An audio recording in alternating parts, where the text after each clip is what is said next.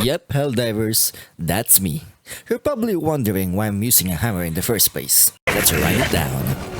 Hello everybody, this is Commander Mikee reporting for duty. As you can see, Helldiver, this is not a joke. I am using a hammer and it's oh so good. Wait, you may ask, why a hammer? I mean, why not? So let me introduce to you one of my favorite support weapons for smacking down enemies of democracy with explosive liberating violence, the CQC-20 breaching hammer from the Siegebreaker's Warbond. I have a dream, that's all I need. I'll make it happen with some work and believe. No way I want, so I'll take you down. I've made mistakes, but mistakes make me strong.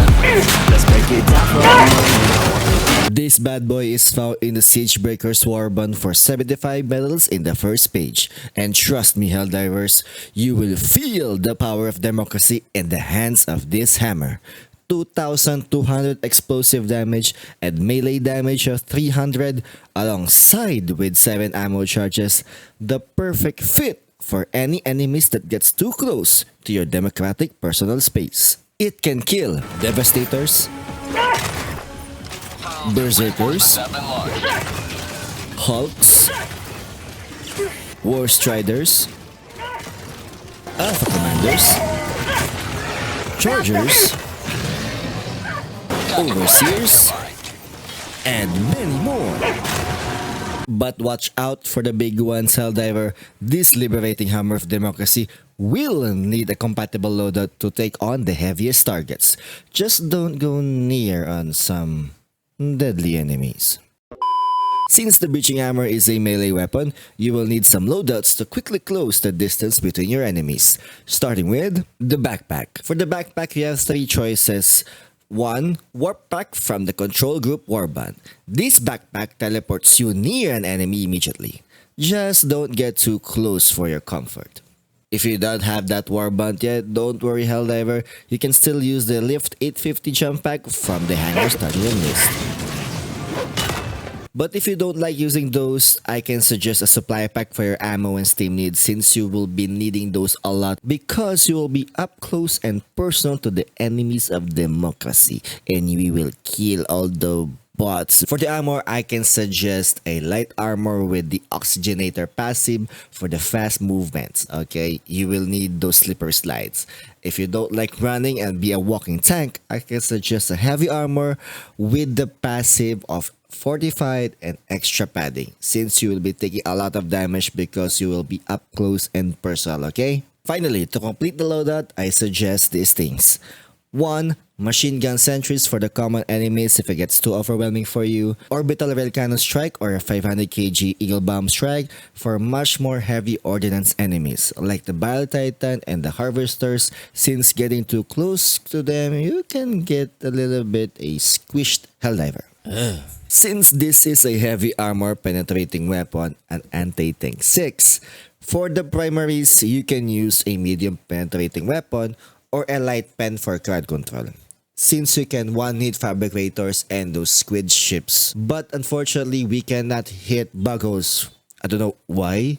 Why we can hit bug holes, why we can explode it, I don't know. Arrowhead, please fix this. Is this intentional? Is this not? I don't know. Alright, Helldiver, some tips from me since I use this weapon a lot this week. First, if you can't reach your enemies or things are getting too crowded, just target the ground. The explosive damage hits everything around you around 12 meters. You are basically a walking grenade at that point. Use that advantage. Second, and this is important, okay? Do not use melee damage armor passives with this weapon. I know it sounds it should work, but it does not increase the explosive damage. It only affects melee base hit. Okay? Third, dive jumping. If an enemy is just slightly out of reach, dive forward and swing midair. It extends your reach, looks insane, and works every time. Very recommended. Fourth, reload time. The reload time is very short. It's like a short of a second. That is nothing. Don't be afraid to swing, reload, swing, reload, swing, reload, and again and again and again. The downtime is basically non-existent. Fifth, you can use stun weapons like the SG-20 Halt stun runs and hammering them up close and personal like this clip here.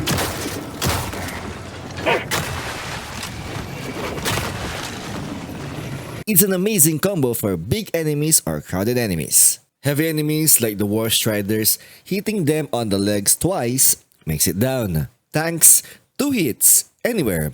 Hawks, 1 hit, except if you hit their weapon, it often does not kill it with 1 hit. Factory Striders, it takes 5 hits on the legs. Should you do it? Why not? We have reinforcements if you order.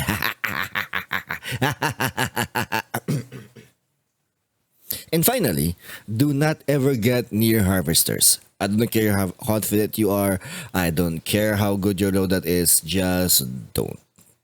Or maybe if you have arc resist armor. I don't know. Don't. So, is the CQC breaching hammer worth it? Hell yeah, Helldiver. Have you seen those explosions and hitting your enemies with the hammer of justice? Is this for everyone? I don't think so. It's for the people who like beating the enemies of democracy with explosive democratic violence. Yes. And if you die in the process, yeah, so does your enemies. And don't forget, Helldiver, we have reinforcements waiting. So that's it for the review of the CQC-20 breaching hammer. And if this review helped you out, smash that like button like you're smashing in the heads of the enemies of democracy. Especially the bugs. I hate those damn bugs. But anyway, if you do like the videos and you want to more, subscribe and I will be reviewing more weapons, loadout guides, and many more. Drop in the comments what weapon you want to review next. I read every single comment. See you on the front lines, Helldivers. This is Commander Mikee signing out. Peace!